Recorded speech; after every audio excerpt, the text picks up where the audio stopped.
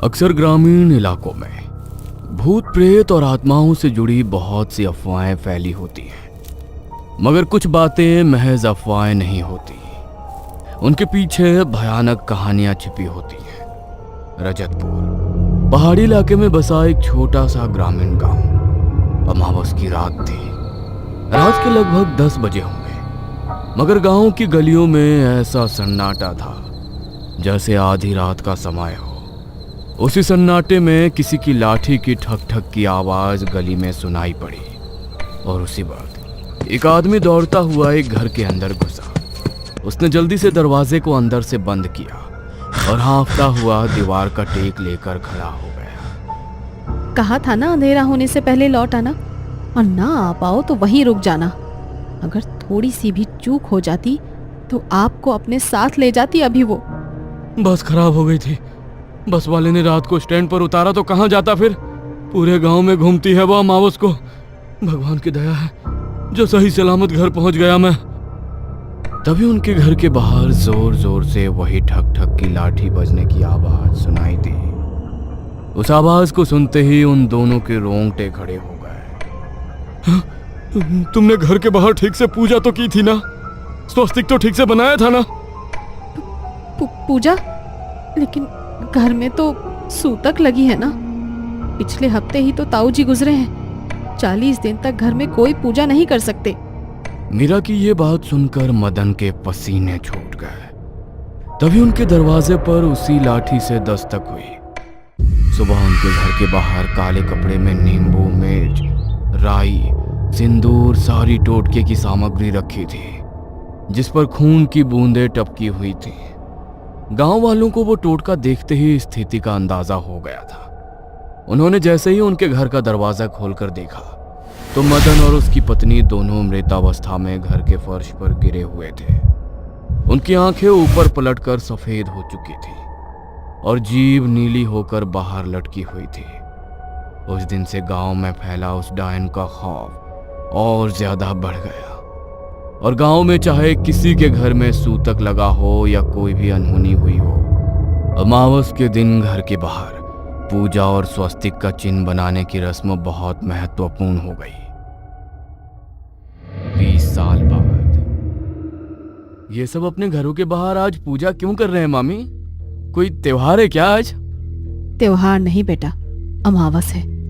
अमावस के दिन गांव में डायन भटकती है और अगर घर के बाहर पूजा करके स्वास्तिक ना बनाओ तो घर पर टोटका कर देती है और उसका वो टोटका उस घर में किसी को जिंदा नहीं छोड़ता। कहते हैं कि आज से लगभग 30 साल पहले इस गांव में एक औरत अपने बेटे की मौत के बाद पागल हो गई थी और उसे वापस जिंदा करने के लिए उसने डायन तंत्र सीखा और लोगों के घरों के बाहर अमावस की रात को टोटके करके रखने लगी। जिसके भी घर के बाहर वो टोटका करके रखती थी, अगले दिन उस परिवार के सारे लोग मरे हुए मिलते थे। गांव वालों का कहना था कि इन लोगों की बलि देकर वो अपने बेटे को जिंदा करना चाहती है।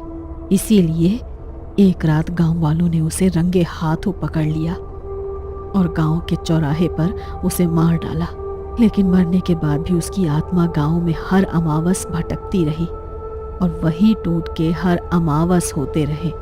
लोगों ने इसका निवारण करने के लिए एक बड़े ही सिद्ध पंडित जी से बात की तो उन्होंने इसका निवारण यही बताया। अमावस के दिन घर के बाहर पूजा करके अगर स्वास्तिक बना दिया जाए तो इसकी सकारात्मक शक्ति से वो कोई टोटका कर ही नहीं पाएगी। क्या मामी, आप भी आज के जमाने में भी ऐसे अंधविश्वास में मानती हो आप? ऐसा कुछ नहीं होता। तुम शहर में रहते हो बेटा, इसीलिए इन बातों पर यकीन कर पाना तुम्हारे लिए मुश्किल है। लेकिन हर अमावस को उसकी लाठी की आवाज सुनाई देती है सबको। मैं भी बस अभी पूजा करने ही जा रही हूँ, अंधेरा होने वाला है।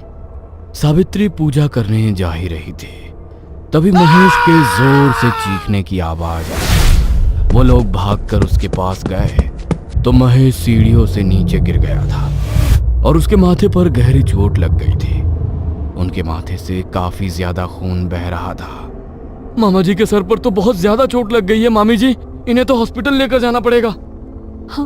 हाँ जतिन रागिनी, मैं तुम्हारे पापा को लेकर हॉस्पिटल जा रही हूँ। तुम लोग घर के बाहर पूजा करके स्वास्तिक बना देना। और सुनो, पूजा करने के बाद सारे खिड़की दरवाजे बंद कर लेना, और चाहे कुछ भी हो जाए घर से बाहर मत निकलना। मैं तुम्हारे पापा के साथ हॉस्पिटल से कल सुबह ही लौटूंगी। सावित्री महेश को लेकर अस्पताल के लिए निकल गई। उसने पूजा की थाली तैयार कर रखी थी। रागिनी जैसे ही अंदर पूजा की थाली उठाने के लिए गई तो उसमें रखा कपूर नीचे गिर गया। जतिन, रागिनी, वरुण और उसकी बहन सोनाली सब घर के बाहर थाली लेकर पूजा करने के लिए गए। उन लोगों ने वहां पर पूजा तो कर दी, लेकिन पूजा की सामग्री में कपूर नहीं था और स्वस्तिक बनाना भी उन लोगों के ध्यान से उतर गया। पूजा करने के तुरंत बाद उन्होंने घर के सब खिड़की दरवाजों को अंदर से बंद कर लिया। आपने इतनी जल्दी घर को बंद क्यों कर दिया? कम से कम खिड़की तो खोल लो, बहुत घुटन हो रही है। नहीं दीदी, माँ ने बताया ना आज की रात कितना खतरा रहता है सब गांव वालों को उस डायन से। उन लोगों ने भी उनसे ज्यादा सवाल जवाब नहीं किए और सब साथ में बैठकर मूवी देखने लगे। सावित्री का भी कॉल आया कि महेश की तबीयत अब ठीक है। लगभग 11:30 बजे सब एक ही रूम में सो गए, मगर जैसे ही घड़ी में ठीक 12 बजे सोनाली के कानों में ठक ठक की आवाज पड़ी। उस आवाज से सोनाली की नींद टूट गई। उसने उठकर देखा तो कमरे के बाहर की तरफ से उसे फिर से वही ठक ठक की आवाज सुनाई दी। ये कैसी आवाज है? शायद मेरा वहम है। सोनाली उस आवाज को इग्नोर करके वापस सोने के लिए लेट गई, मगर थोड़ी देर बाद उसे प्यास लगी।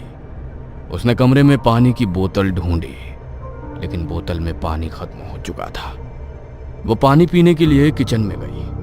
तभी उसे अपने पीछे से फिर से जमीन में लाठी बजने की आवाज सुनाई दी और एक आवाज उसके कानों में पड़ी। बहुत प्यास लगी है, मुझे भी पानी पिला दो। वो आवाज सुनते ही सोनाली के हाथ से पानी का गिलास छूटकर नीचे गिर गया। वो जैसे ही पीछे मुड़ी तो काली साड़ी पहनी एक बेहद बूढ़ी औरत, जिसका चेहरा पूरी तरह झुर्रियों से भरा था, बाल बुरी तरह बिखरे हुए थे और उसके हाथ में एक लकड़ी की लाठी थी जिसे वो बार बार जमीन पर मारती जा रही थी। अचानक देखते ही देखते उसकी आंखें पूरी तरह ऊपर को पलटकर बिल्कुल काली हो गईं। सोनाली उसे देखकर बुरी तरह डर गई। उसने चिल्लाने की कोशिश की, लेकिन उसके गले से कोई आवाज निकली ही नहीं। कितनी भी कोशिश कर लो, अब कोई तुम्हें मुझसे नहीं बचा पाएगा। बहुत सालों से इस गांव में किसी को शिकार नहीं बना पाई मैं।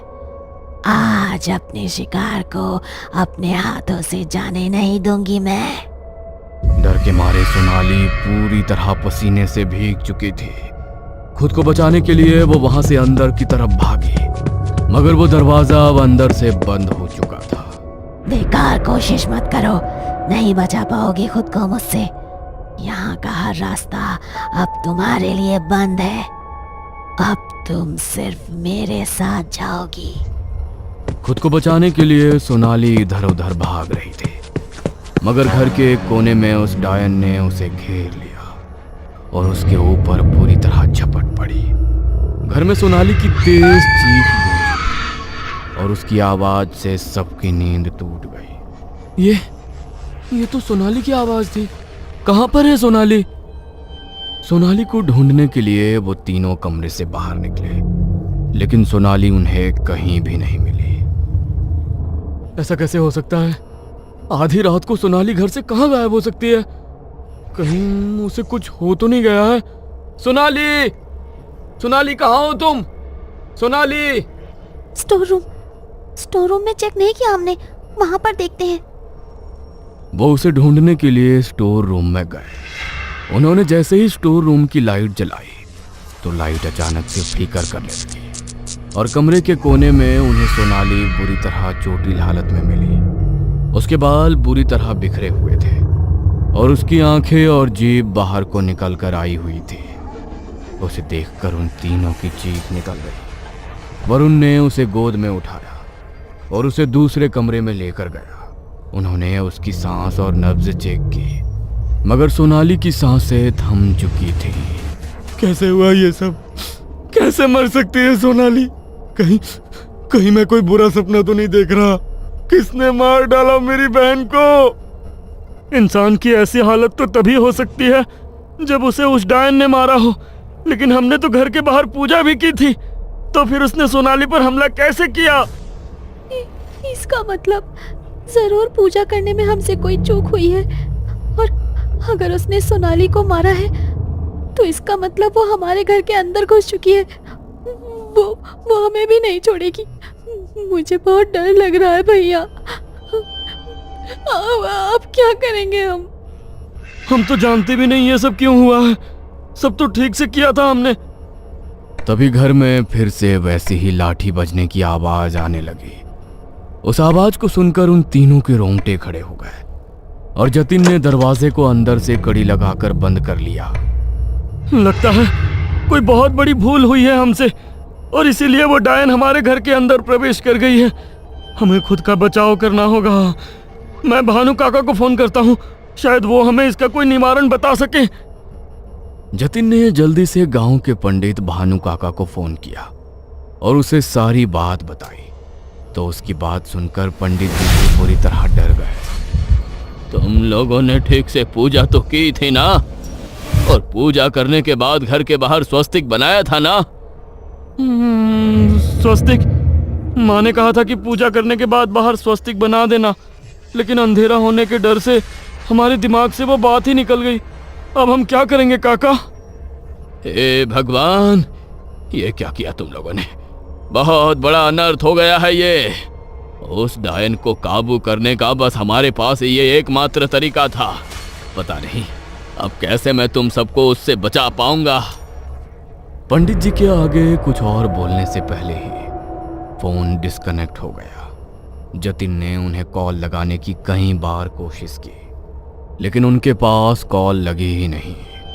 तभी कुछ मिनट बाद उनके घर के दरवाजे को किसी ने जोर से खटखटाया और उसी वक्त उन तीनों की सांस उनके हलक में अटक गई। इतनी रात को कौन आया होगा भैया? मुझे लगता है वही डायन हमारा ध्यान भटकाकर हमें कमरे से बाहर निकालना चाहती है। इस कमरे में भगवान की मूर्ति है। हमें यहाँ से बाहर नहीं जाना चाहिए। डरो मत बच्चों, मैं हूं तुम्हारा भानु काका। जतिन बिना कुछ सोचे समझे कमरे से बाहर दरवाजा खोलने के लिए चला गया। तभी रागिनी के दिमाग में एक बात आई और वो जोर से चिल्लाई, रुक जाइए भैया, बाहर मत जाइए। वो भानु काका नहीं है। अमावस की रात कोई अपने घर से बाहर नहीं निकलता। मगर तब तक बहुत देर हो चुकी थी। इससे पहले कि जतिन वापस कमरे के अंदर आ पाता, जमीन पर उसी लाठी की ठक ठक सुनाई दी और वो डायन जतिन के सामने आकर खड़ी हो गई। उसे देखकर जतिन जोर से चिल्लाया और वो डायन उसके ऊपर झपट पड़ी। उसे देखकर डर से रागिनी बुरी तरह चिल्लाने लगी और जतिन को बचाने के लिए वो कमरे से बाहर भागी। तभी वरुण ने उसे कमरे के अंदर खींचा और जल्दी से दरवाजा बंद करके अंदर से उसकी कड़ी लगा ली। प्लीज मुझे जाने दो भैया, वो मेरे भैया को मार डालेगी। शांत हो जाओ रागिनी, मैं जानता हूँ कि तुम जतिन को बचाना चाहती हो।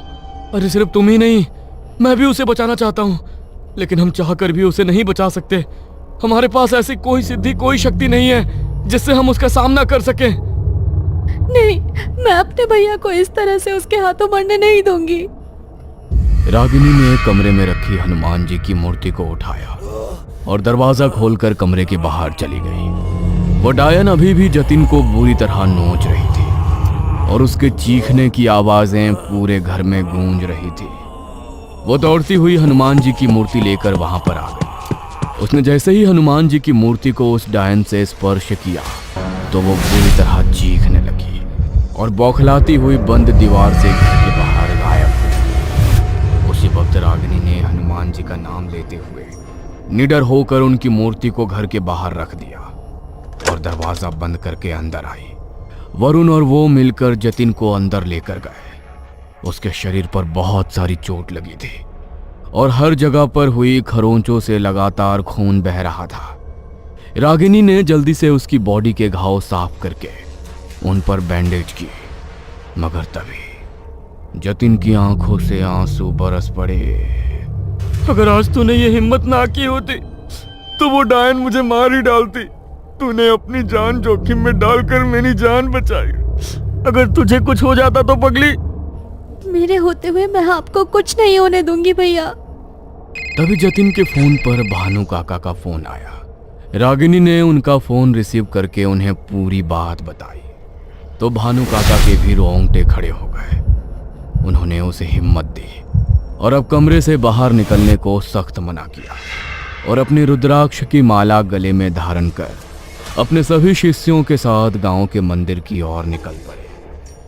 जब रागिनी उस डायन से सामना करने के लिए इतनी हिम्मत कर सकती है तो आज तक हम उसे खत्म करने की हिम्मत क्यों नहीं कर पाए, ये जानते हुए भी कि इस संसार में भगवान से बड़ी कोई शक्ति नहीं, तब भी हम उससे डरते रहे। उन्होंने आधी रात को मंदिर के कपाट खोले और मंदिर के प्रांगण के बीचों बीच यज्ञ कुंड जलाकर उन्होंने बजरंग बाण का पाठ करना शुरू किया। उसी वक्त गांव में उस डायन के जोर जोर से चीखने की आवाजें सुनाई देने लगी और मंदिर की घंटियां जोर जोर से बजने लगी। घंटी की ध्वनि से गांव वालों का मन कुछ शांत हुआ। तभी जोर जोर से चीखते हुए वो डायन मंदिर की तरफ खींची चली आई। तभी पंडित जी ने अपने शिष्य को इशारा किया और उसने उस डायन पर गंगा जल का छिड़काव कर दिया। गंगा जल का स्पर्श पाते ही वो और बुरी तरह तड़पने लगी और एक काले धुएं के रूप में मंदिर में जल रही जोत में समाकर आसमान में कहीं विलीन हो गई। उस रात के बाद फिर कभी किसी अमावस को गांव में उसका साया किसी को दिखाई नहीं दिया और ना ही कोई टोटका किसी के घर के बाहर मिला। गांव में सब हादसे होने भी हमेशा के लिए बंद हो गए, मगर उस एक रात ने सोनाली से उसकी जिंदगी छीन ली। काश वो उस रात कमरे से बाहर ना निकली होती या उसकी चीखें अगर उन लोगों तक पहुंच गई होती तो आज शायद वो भी जिंदा होती।